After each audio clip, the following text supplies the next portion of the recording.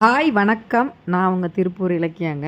இவன புடிக்கிறதாங்க ரொம்ப பெரிய பிரச்சனையாயிருச்சு. இவனுக்கு பேரு நான் கருணைன்னு வச்சிருக்கேன். இவனுக்கு பேர் வச்ச நேரமோ என்னமோ தெரியல. கடவுள் வந்து கருணை காமிச்சுட்டாரு. இவனுக்கு என்ன பிரச்சனைன்னு பார்த்தீங்கன்னா, இவனுக்கு மெயின் வந்து சாப்பாடுங்க. இவன வந்து இவனுக்கு வயசு 3 தான் ஆகுது. அ அடிச்சு ரோட்ல தூக்கி போட்டு போயிட்டானுங்க. இவன் முள் புதர்லயே சாப்பாடு இல்லாம ரொம்ப நாள் கிடந்திருக்கான். அப்படியே கொஞ்சம் நகண்டு நகண்டு வந்து சாப்பிட்டுருக்கான். சாப்பிடும்போது வேற நாய்கள் வந்து இவன விரட்ட ஆரம்பிச்சிருக்கு. அந்த வாக்குல பயந்துகிட்டு போய் படுத்துருக்கான். இதில யாராவது ஒருத்தர் மெயினா அந்த பக்கம் போறவங்க, வர்றவங்க ரெகுலரா பார்க்குறவங்க இவனுக்கு வந்து ஏதோ ஒரு நாள் சாப்பாடு வச்சிருந்திருக்காங்க.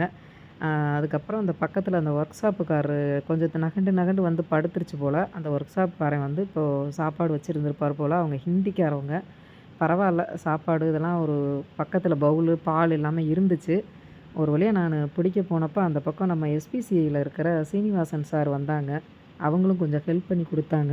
நம்ம கஷ்டப்படுறத பார்த்துட்டு வந்து வாயெல்லாம் கட்டி குடுத்தாங்க. நானும் காலெல்லாம் கட்டி அவன எடுத்து ஹாஸ்பிட்டலுக்கு ஏன்னா அவனும் இருக்கான். இவனுக்கு ஒரு வேளை சிடிஓன்ற பயம். இவனுக்கு இருந்தா அவனுக்கு வந்துரும். அவனுக்கு வந்தா இவனுக்கு வந்துரும். அதனால தனித்தனியா கொண்டு போனோம். இதுக்கிடையில பார்த்தீங்கன்னா, இவன் பயத்துல வந்து மோஷன் போயிட்டானா, இல்ல ஏற்கனவே போயிட்டானான்னு தெரியல. அதுக்கப்புறம் நான் கொஞ்சம் தண்ணி ஊத்தி அவனுக்கு நான் க்ளவுஸு எதுவுமே எடுத்துட்டு போகல. நான் அட்வான்ஸாவே போகல. அந்த பக்கம் நெறைய பொதுமக்கள் இருந்தாங்க. ஆனா யாருமே இவன கண்டுக்கல. பாவம் ஒரு மூலையில இருந்தான்.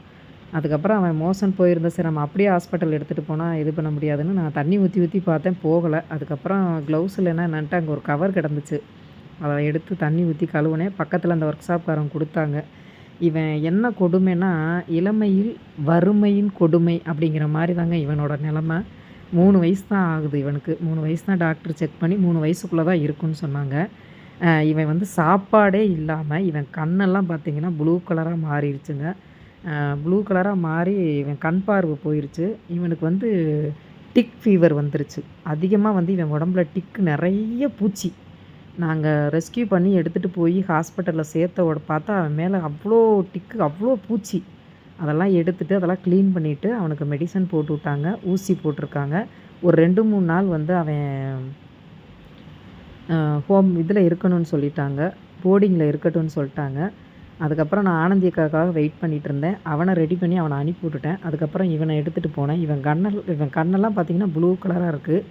அ உள்ள ஒரு ஆப்ரேஷன் நடந்துட்டு இருந்ததுனால வெளிய வெயிட் பண்ண சொல்லியிருந்தாங்க. அதுக்கப்புறம் இவனுக்கு வாயி, கால் எல்லாமே நான் அவுத்து விட்டுட்டேன். அவுத்து விட்டு அப்புறம் ஆனந்தி அக்காவும் வந்துட்டாங்க. அவங்க செல்டர்ல பெயிண்டிங் ஒர்க் நடந்துட்டு இருந்ததுனால கொஞ்சம் வெயிட் பண்ண சொல்லிட்டாங்க. இங்க ஹாஸ்பிட்டல்லயும் பார்த்தீங்கன்னா, ஆப்ரேஷன் நடந்ததுனால கொஞ்சம் வெயிட் பண்ணிட்டேன்.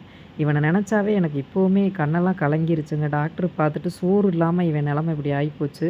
அப்புறம் இவன எடுத்துட்டு போய் ட்ரீட்மெண்ட் பார்த்தாங்க. ஃபீவர் செக் பண்ணாங்க. அப்புறம் அந்த டிக்குக்கு தேவையான பாருங்க, இவன் கண்ண பாருங்களேன். அப்படியே ப்ளூ கலரா போயிட்டு, போயிட்டு வரும் பாருங்க. இவனுக்கு வந்து சாப்பாடு இல்லாத ஒரே காரணத்தினால கண்ணு தெரியல. இவனுக்கு சாப்பாடு நம்ம ஒரு பக்கம் வச்சோம்னா, அவன் ஒரு பக்கம் தேடுறான்.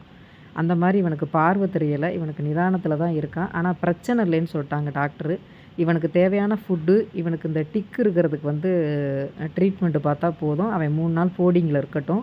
ட்ரீட்மெண்ட் பார்த்துட்டு அப்புறம் இவன எடுத்துட்டு போய்க்கலாம் அப்படின்னு சொல்லியிருக்காங்க. ஆனந்தி அக்கா 3 நாள் ட்ரீட்மெண்ட் பார்த்துட்டு, அதுக்கப்புறம் நானு ஷெல்டர் ஓப்பன் பண்ணிருவேன். நான் அங்க எடுத்துட்டு போய் வச்சு, இவனுக்கு நான் சாப்பாடு போட்டு இவன பார்த்துக்கிறேன் அப்படின்னாங்க. ஏன்னா எனக்கு நம்பிக்கை இருக்கு. ஆனந்தி அக்கா வந்து நெறைய டாக்குகள பார்த்துக்கிறாங்க. கண்டிப்பா இவனையும் பார்த்துக்குவாங்கன்னு நெனைக்கிறேன். இந்த கருணைன்னு இவனுக்கு நான் பேர் வச்ச நேரம் கடவுள் கருணை காட்டிட்டாரு. நான் ரொம்ப பயந்துகிட்டு இருந்தேன். இவனுக்கு சிடி இருக்குமோ, அது இருக்குமோ, இது இருக்குமோ, அப்படி இருக்குமோ, அப்படி இருந்தான். சுயநினைவு இல்லாம இருந்தான். பரவால்ல. நாளைக்கு ஆனந்தி அக்காவ போய் பார்த்துட்டு வீடியோ எடுத்து அனுப்புங்கக்கான்னு சொல்லியிருக்கேன். அ ஆனந்தி அக்காவும், ஆனந்தி அக்கா பிள்ளைங்களும் ரொம்ப நல்லா இருக்கணும். ஏன்னா, அவங்க வந்து கொஞ்சம் கூட முகம் சுளிக்காம, நான் ஹெல்ப் கேட்டா அடுத்த செகண்ட் எடுத்துட்டு வாப்பா, எதையுமே யோசிக்காம எடுத்துட்டு வாப்பா, பார்த்துக்கலான்னு சொல்ற அந்த ஒரு மனசு தாங்க கடவுளு. கடவுள நம்ம நேர்ல பார்க்க மாட்டோம். ஆனா, சில மனிதர்கள் மூலம் பார்ப்போம்.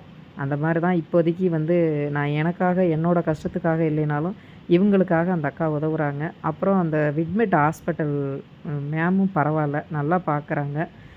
நல்லா கொஞ்சம் பெட் லவர் போல. அவங்களும் ரொம்ப சகிப்புத்தன்மையோட எல்லாமே பார்க்குறாங்க. இவனுக்கு வந்து ஒரு நல்ல 3 வேள சாப்பாடு கிடைக்கும். இனிமே அவன் நிம்மதியா இருப்பான். அவன் சாப்பிட்டான்னா 10 நாள்ல இடுப்புல அடி இருக்கிறதுனால கொஞ்சம் கொஞ்சமா தான் ரெக்கவர் ஆவான்னு சொல்லியிருக்காங்க டாக்டரு. குறைஞ்சபட்சம் இவன் ஒரு 20, 25 நாள்ல கொஞ்சம் கொஞ்சம் நடக்க ஆரம்பிச்சுருவான்னு சொல்லியிருக்காங்க. அதுக்கு தகுந்த மாரி ஃபுட்டு தான் இவனுக்கு 2மே பிரச்சனை. இப்ப இவன் நடக்க முடியாம இருக்கிறதுக்கு காரணம் ஃபுட்டு தான். கண்ணு தெரியாம இருக்கிறதுக்கு காரணமும் சாப்பாடு தாங்க. கொடுமையிலும் கொடுமை, இளமையில் வறுமை கொடுமை அப்படிங்கிற மாரி, இவன் வந்து பாவம் 3 வயசுலயே இவன் சந்திக்கிற பிரச்சனையெல்லாம் அவ்வளோ பிரச்சனைய சந்திச்சுட்டான். எங்கனால சொல்ல முடியல. எனக்கெல்லாம் கண்ணே கலங்கிருச்சு. என்னடா இப்படியெல்லாம் வந்து கொடுமைகள் இருக்கு. சாப்பாடு இல்லாம அது அடிச்சு போட்டு போனா, அது சாப்பாட்டுக்கு என்னங்க பண்ணும்? நல்லா நடக்கையிலே இதுக்கு சாப்பாடு கிடைக்காது. இதுங்கள சாப்பாடு போட்டு பார்த்துக்க மாட்டாங்க. இப்படி இடுப்ப ஒடிச்சு போட்டுட்டு போனா, இவங்க மாசக்கணக்குல சாப்பிடாம இருந்தா, ஏதோ இவன் வந்து உண்மையிலே வந்து இவன் கடவுளோட பிள்ளைன்னு தான் நான் நெனைக்கிறேன். இத்தன நாள் கழிச்சாவது நமக்கு ஒருத்தவங்க தகவல் குடுத்து, அது மூலியமா பார்த்தோம். இவன் ரெடியாகி வர எல்லாரும் பிரார்த்தனை பண்ணிக்கங்க.